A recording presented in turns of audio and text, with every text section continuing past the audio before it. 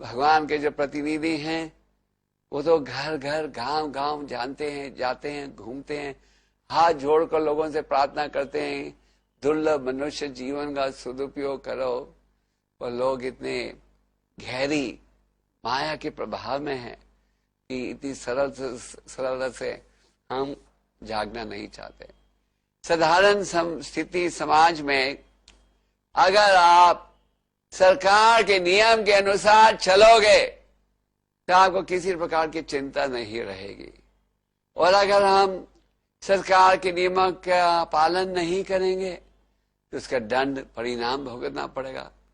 इसी प्रकार भगवान के जो नियम हैं उसे हम कहते हैं धर्म। अगर हम शास्त्रिक शिक्षा के अनुसार चलेंगे तो हम बिना चिंता के इस जीवन को बिता सकेंगे, और अगर हम इस शिक्षा का लाभ नहीं उठाएंगे तो फिर हमें अनेक योनियों में फिर से जन्म ग्रहण करना पड़ेगा। और हम भूल जाते हैं कि इन योनियों में केवल कष्ट ही कष्ट है।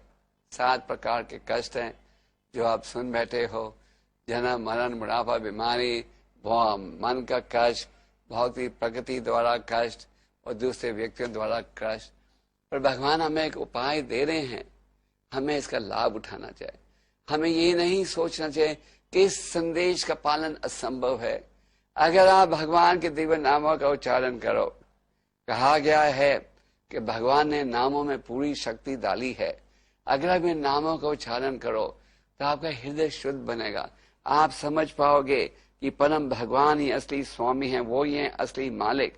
और हमें जो भी सुविधा प्राप्त होती है, जो शक्ति है शरीर में, इसका हमें उपयोग करना चाहिए भगवान की सेवा में।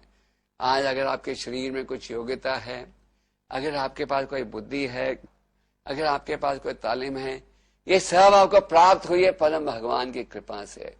और अगर आप ये स्वीकार करते हुए अपनी सुविधा का उपयोग करो भगवान की सेवा में, तो वो होगा जीवन की सफलता, वो होगा असली कार्य।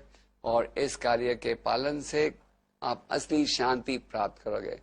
तो कृपा करके गीता के संदेश को अपनाइए।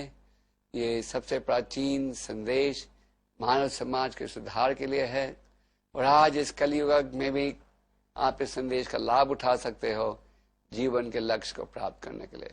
हरे कृष्ण।